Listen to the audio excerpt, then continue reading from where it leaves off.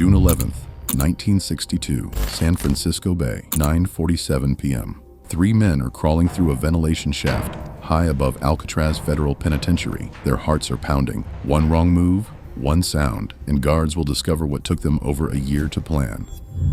Below them, the most dangerous criminals in America sleep in their cells, completely unaware that history is being made right above their heads. But these three men aren't just escaping. They're about to pull off what the FBI would later call either the only successful escape from Alcatraz or the most elaborate suicide in criminal history. Because here's the thing, nobody escapes Alcatraz.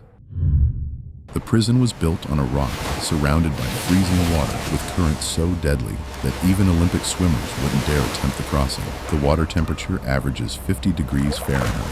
Hypothermia sets in within minutes. The currents can pull you under before you even realize what's happening. Yet tonight, Frank Morris and brothers, John and Clarence Anglin, are betting their lives that they can do the impossible. Let me take you back to how this whole thing started, because this escape didn't begin in 1962. It began the moment Frank Morris walked through Alcatraz's gates in 1962. Looked around at the so-called escape-proof prison and thought to himself, I can beat this. Frank Morris wasn't your average criminal. With an IQ of 133, he was a genius. He'd been in and out of institutions since he was 13 years old.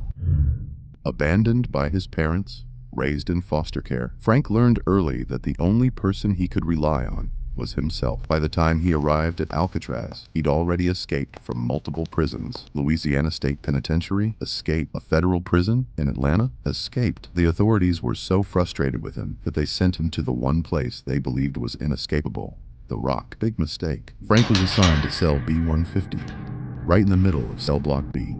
And this is where the story gets interesting. Frank's cell was positioned perfectly. The back wall of his cell, like all cells in that block, had a ventilation grate, and behind that grate, a utility corridor that ran the entire length of the cell block. This corridor contained pipes, electrical wiring, and most importantly, it was unguarded. Now, here's what makes Frank Morris different from every other prisoner who'd ever looked at that ventilation grate and had the same idea. Frank didn't just see an opportunity, he saw a puzzle. And he was patient enough to solve it piece by piece. First, he needed tools. In Alcatraz, you don't just find tools lying around. Everything is accounted for. Every spoon, every piece of metal, every nail. The guards conduct regular counts and inspections, so Frank got creative. He volunteered for cleanup duty. He worked in the prison workshop. Slowly, over months, he collected what he needed. A broken spoon handle here, a piece of metal there. He even fashioned a drill from a vacuum cleaner motor that had been stolen from the prison workshop. But Frank couldn't do this alone. He needed partners. People he could trust in a place where trust could get you killed. Enter the Anglin brothers, John and Clarence. These two were something else. Bank robbers from Florida. They'd grown up swimming in the swamps and rivers of the South. If anyone could survive the freezing waters of San Francisco Bay, it would be them. They were also in adjacent cells, B-152 and B-150, right near Frank. And they had something Frank needed. They were willing to risk everything. There was also a fourth man initially involved, Alan West, in cell B-148. West was a car thief and had connections throughout the prison. He'd helped with the planning and preparation. But as you'll see, West's role in this story takes an unexpected turn. By early 1962, the plan was set. But the execution? That required precision that would make a Swiss watchmaker jealous. Every night after, lights out at 9:30 p.m., Frank and the Anglin brothers would begin their work. Using their makeshift tools, they would chip away at the concrete around their ventilation grates. But here's the problem. Alcatraz guards conducted regular counts throughout the night. If a guard looked into your cell and you weren't there, the whole operation was over. So they built decoys. And not just any decoys. These were works of art. using toilet paper, soap, and concrete powder mixed with paint from the prison art class. They sculpted human heads. They used real hair from the prison barbershop to make them look authentic. They even painted details like skin tone, stubble, and facial features. These dummy heads were so realistic that in the darkness of the cells, they were virtually indistinguishable from actual sleeping prisoners. Every night, they'd place these heads on their pillows, cover them with blankets, and slip through the ventilation grates into the utility corridor behind their cells. The corridor was cramped, dark, and dangerous. One slip could mean a fall through rusted pipes. One sound could alert the guards, but night after night they worked. They climbed up the pipes to reach the top of the cell block, where another ventilation shaft led to the roof. But getting to the roof wasn't enough. They needed a way off the island. This is where the plan became truly audacious. Frank Morris had discovered something during his time in the prison workshops. Alcatraz had raincoats. Lots of raincoats. And raincoats are made of waterproof material. You see where this is going? Over the course of several months, the escapees stole more than 50 raincoats from the prison workshop and laundry. They smuggled them back to the utility corridor, piece by piece. And then, using heat from the steam pipes and glue stolen from the workshop, they fashioned something incredible: a makeshift raft and life vests. They studied the tides. They read every book they could find about San Francisco Bay. They learned that the currents flowed toward Angel Island at certain times of the night. If they could time their escape perfectly, the bay itself would carry them to safety. The date was set, June 11th, 1962. That evening, everything went according to plan. After lights out, Frank Morris, John Anglin, and Clarence Anglin placed their dummy heads on their pillows and slipped through their ventilation grates. Alan West was supposed to join them, but here's where things went wrong for him. West had fallen behind in his preparation. The concrete around his ventilation grate wasn't fully chipped away. He tried desperately to break through, but he couldn't do it quietly or quickly enough. The others couldn't wait. They had to move. Frank, John, and Clarence climbed up through the utility corridor, squeezed through the ventilation shaft at the top, and emerged onto the roof of the cell block.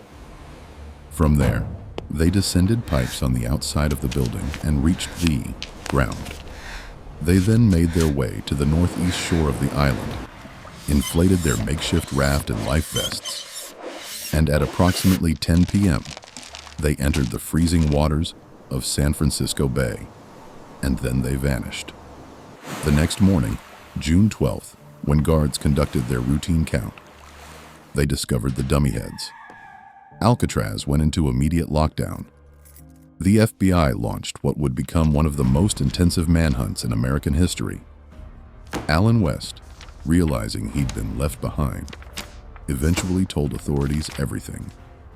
He showed them the utility corridor, the ventilation shafts, the workshop where they'd built the raft. His cooperation led investigators to the shoreline where the escape had taken place. And there, they found something chilling: paddle fragments from the raft, a life vest, and personal effects belonging to the Anglin brothers. But no bodies, no sign of the men themselves. The official investigation concluded that the escapees had drowned. The FBI stated that the men could not have survived the freezing water and powerful currents. Case closed. The escape was a failure.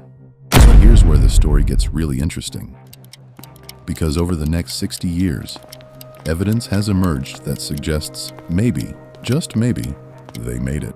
In 2013, the San Francisco Police Department received a letter. The letter was allegedly written by John Anglin.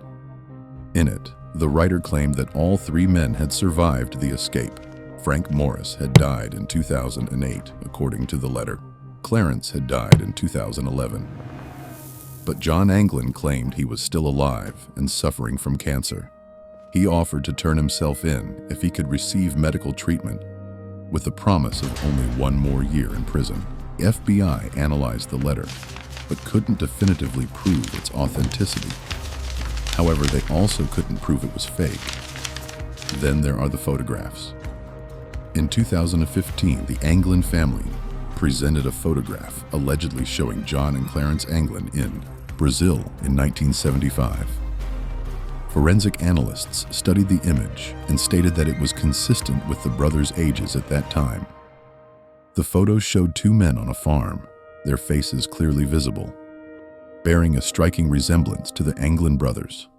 A friend of the Anglin family also came forward with more photographs, allegedly showing the brothers in Brazil throughout the 1970s. The family claimed that the brothers had successfully escaped to South America and had lived there for years. U.S. Marshals Service, which technically still has an active warrant for the escapees, conducted their own investigation into these claims. They brought in experts who analyzed the photographs, studied the tidal patterns of San Francisco Bay on the night of the escape, and even consulted with Dutch scientists who created a sophisticated computer model of the bay's currents. Their conclusion? It was possible if the escapees had entered the water at exactly the right time and location. The currents could have carried them toward the Marin shoreline. From there, they could have made it to land. There's also the testimony of a Norwegian merchant seaman named Fred Brizzy.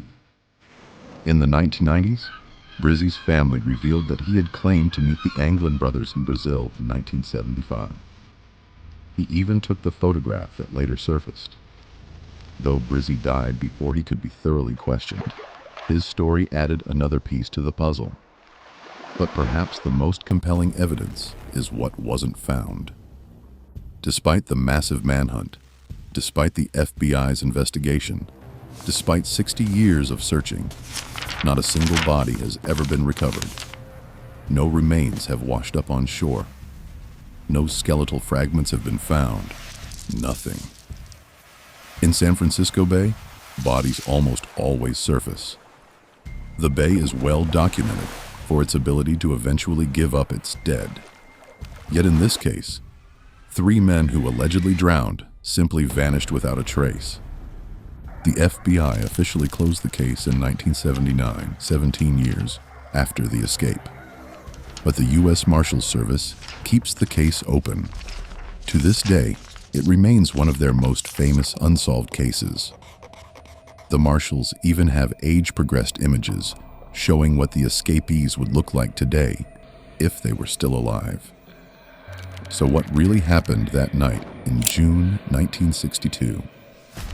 Did Frank Morris and the Anglin brothers drown in the freezing waters of San Francisco Bay, their bodies swept out to sea and lost forever? Or did they achieve what everyone said was impossible? Did they outsmart the world's most secure prison, survive the deadly currents, and disappear into new lives? The truth is, we may never know for certain, and maybe that's fitting. Because the legend of the Alcatraz escape isn't just about whether they survived. It's about the audacity of the attempt itself. It's about 3 men who refused to accept that something was impossible simply because everyone said it was. Think about what they accomplished, regardless of the outcome, for over a year. They worked in complete secrecy in one of the most heavily monitored prisons in the world. They fashioned tools from nothing. They created an elaborate dummy system that fooled trained guards. They built a functional raft from stolen raincoats. They studied tides and currents with the dedication of marine biologists. And they executed their plan with perfect timing and precision. Alcatraz held some of the most dangerous criminals in America. Al Capone served time there. Machine Gun Kelly. Robert Stroud, the Birdman of Alcatraz. In its 29 years of operation, 36 prisoners attempted to escape. 23 were caught. 6 were shot and killed. 2 drowned. 5 were listed as missing and presumed drowned. Frank Morris and the Anglin brothers are among those 5. But unlike the others, evidence suggests they might have been the exception. After the 1962 escape, Alcatraz's reputation was irreparably damaged. If the prison wasn't truly escape-proof, what was the point? Combined with the high operational costs of maintaining a prison on an island, Alcatraz was shut down just 1 year later in 1963. Today, Alcatraz is a tourist attraction. Over 1 million people visit the rock every year. They walk through the same cell block where Frank Morris and the Anglin brothers planned their escape. They see the ventilation grates, the utility corridor, even the dummy heads, which are on display in the prison museum. But what they can't see is the truth. They can't know for certain whether they're walking through the site of an incredible escape or an elaborate tomb. The case remains technically open. If John Anglin is still alive, as the 2013 letter claimed, he would be 94 years old today. Frank Morris would be 98. Clarence Anglin would be 93. Time is running out for any definitive answer. But maybe that's okay. Maybe some mysteries are better left unsolved, because the story of the Alcatraz escape has become something larger than the facts. It's become a testament to human determination. It's proof that even in the most hopeless situations, even when locked in the world's most secure prison, surrounded by freezing water and armed guards, the human spirit refuses to give up. Frank Morris, John Anglin, and Clarence Anglin looked at the impossible and decided to try anyway. Whether they succeeded or failed, whether they drowned in the bay or lived out their days in Brazil, they accomplished something remarkable. They gave hope to the hopeless. They proved that walls and water and weapons can contain the body, but they can never truly contain the mind. And somewhere out there, in the cold depths of San Francisco Bay, or perhaps on a farm in South America, the truth waits. 3 men entered the water on June 11th, 1962. What happened next remains one of the greatest mysteries in criminal history. The dummy heads still stare from their display case in Alcatraz. The cell blocks still echo with the footsteps of tourists. The waters of the bay still swirl with deadly currents. And the question still remains, unanswered after more than 60 years. Did they make it?